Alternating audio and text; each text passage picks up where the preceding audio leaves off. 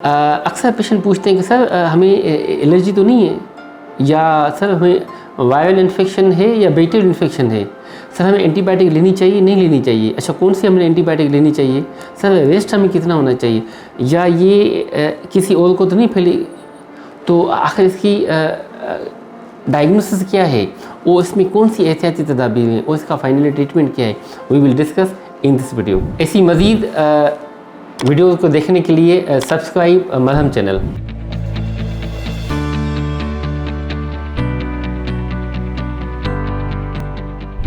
मेरा नाम doctor Tariq Ali Sheikh is ENT head and neck surgeon. Privately I practice in Saadan hospital Johar town. अक्सर जो patient आते हैं वो कंफ्यूज होते हैं कि सर हमें एलर्जी तो नहीं है, वायरल इन्फेक्शन तो नहीं है, अच्छा बैक्टीरियल इन्फेक्शन तो नहीं है, सर रेस्ट हमें कितने दिन करना चाहिए, सर एंटीबायोटिक लेनी चाहिए नहीं लेनी चाहिए। आखिर सर इसका फाइनली हल क्या है। बच्चों को भी इफ़ेक्ट होता है, आजकल जैसे सर्दियाँ हैं तो बच्चे भी इफ़ेक्ट होते हैं, बड़े भी इफ़ेक्ट होते रहते हैं।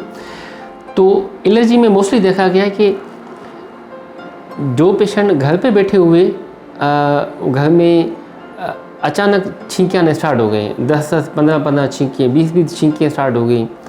अच्छा वो पेशेंट जब भी घर में चला जाता है कारपेट के पास तो छींकियाँ स्टार्ट हो गई, घर का तकिया चादर वो अपने झाड़ने से फ़ौरन स्टार्ट हो गई, या घर में कोई पुराना कपड़े वगैरह पड़े हुए तो उसको झाड़ने से फ़ौरन छींकें स्टार्ट हो गई। वो पेशेंट टिपिकली बताएगा सर मुझे धुएं से ये मामला हो जाता है, या मैं जब भी बाहर चला जाता हूँ स्पेशली पॉल्यूटेड माहौल में तो वहाँ से छींकें स्टार्ट हो जाती हैं, या जब मैं स्पेशली वाइट और पिंक किस्म के फ्लावर्स थोड़े से स्मेल करता हूँ मुझे छींकें स्टार्ट हो जाती हैं, या बासा मुझे ना खाने पीने से स्टार्ट हो जाती है। मैं जब भी कोल्ड ड्रिंक ले लेता हूँ, ऑयली चीज़ें ले लेता हूँ, फास्ट फूड ले लेता हूँ, मुझे ये मामला स्टार्ट हो जाते हैं।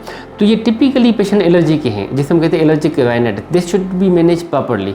दूसरा जो वायरल इन्फेक्शन है उसमें देखा गया है कि पेशेंट को किसी भी चीज़ से एलर्जी नहीं होगी, उसको अचानक ठीक ठाक था, अचानक सुबह से उठा तो 102, 103, 104 बुखार, फ़ौरन पेशेंट को नाक से पानी, पतला सा पानी आना स्टार्ट हो गया, नाक से आगे की तरफ, नाक से वो पीछे की तरफ मुसलसल पानी आता स्टार्ट हो गया हुआ है। अच्छा ऐसे पेशेंट को हड्डियों में, जोड़ों में, सर में शदीद किस्म का दर्द स्टार्ट हो गया हुआ है। अच्छा खांसी होगी तो खुशक खांसी होगी, तो ये टिपिकली वायरल इन्फेक्शन है और ये सडन ऑनसेट होगा। जहाँ तक थर्ड पे है बैक्टीरियल इन्फेक्शन, उसमें देखा गया वो इमीडिएटली नहीं होता, एटलीस्ट 5 से 7 दिन के बाद होगा। अच्छा जब भी 5 से 7 दिन के बाद होगा, एक तो ड्यूरेशन यानी कि बड़ा होगा, बाज़ पेशेंट को 2-2 हफ्ते भी लग जाते हैं, तो एक तो ड्यूरेशन बड़ा होगा, दूसरा उसमें पतला सा पानी नहीं आएगा नाक से आगे या नाक के पीछे, उसमें गाढ़ा सा रेशा आएगा, उसमें पीला या सब्ज़ किस्म का रेशा आएगा। अच्छा वो बदबूदार रेशा होगा। उसको जो खांसी है वो खुशक नहीं होगी, बलगम के साथ खांसी आएगी, हल्का हल्का सा दर्द यानी कि हल्का हल्का सा बुखार साथ में रहेगा। तो पहला था एलर्जिक, दूसरा वाला वायरल है और तीसरा है bacterial. Now how to treat, a simple remedy कि जो एलर्जी वाला है उसे हम कहते हैं कि आइडेंटिफाई एलर्जिन एंड अवॉइडेंस, जिसमें 90% पेशेंट सेट हो जाता है कि आपको पता होना चाहिए कि मुझे एलर्जी किस चीज़ से है। अगर आपको आइडेंटिफाई है then this is the time to avoid. आपने अवॉइड करें, आप स्मोक से अवॉइड करें, आप डस्ट से अवॉइड करें, घर में जितने भी कपड़े, चादर, ब्लैंकेट वगैरह है उसको अच्छी तरीके से नीट क्लीन करके आप उसको करें। आप किचन पे जाएं तो आप कोशिश करें धुएं के सामने एक्सपोज ना हो। पॉल्यूटेड माहौल में जाते हैं, परफ्यूम से होता है, मास्क वगैरह पहन लें, आप उसके एक्सपोज ना हो। फूड जिस चीज़ से आपको होता है उससे आप अवॉइड करें, उसके एक्सीलेंट रिजल्ट आ जाते हैं। साथ में पेशेंट को एंटी एलर्जिक हम दे देते हैं, साथ में पेशेंट को लोकल स्टीरॉयड हम दे देते हैं, जैसे नाक खुला है, गला वगैरह यानी कि ना खुला है। इन एडिशन ऐसे पेशेंट को जो लॉन्ग टर्म उनको रहती है, हम ऐसे पेशेंट को एक वैक्सीनेशन भी हम साथ में एडवाइस करा देते हैं कि आप यानी कि ये वैक्सीन लगाएं, जिससे 1-2 साल तक काफ़ी हद तक पेशेंट ठीक ठाक हो जाता है। दूसरे नंबर जो वायरल इन्फेक्शन है ये लाइसोजेनिक लाइटिक साइकिल वो कंप्लीट कर लेता है, 5 से 7 दिन में खुद ही सेट हो जाता है। इसमें कोई भी एंटीबायोटिक लेने की ज़रूरत नहीं है।